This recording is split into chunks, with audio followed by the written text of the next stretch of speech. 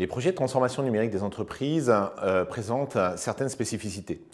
La première d'entre elles, c'est tout simplement que c'est largement de l'investissement immatériel. C'est de la programmation, du développement, du codage, de l'Internet des objets.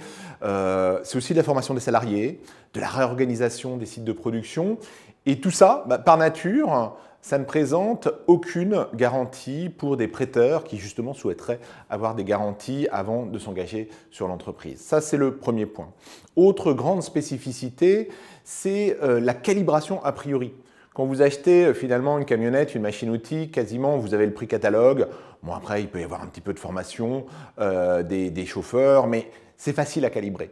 Quand vous êtes dans l'immatériel, c'est beaucoup plus compliqué à vous dire, voilà, j'ai besoin de 100 000 euros, 200 000 euros, 1 million.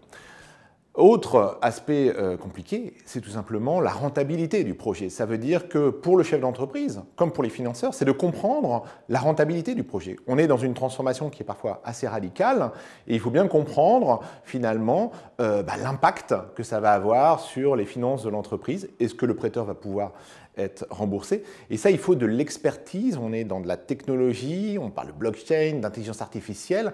Et il faut déjà comprendre l'impact de ces technologies et en effet la rentabilité des choix opérés par le chef d'entreprise. Et c'est ça qui est compliqué.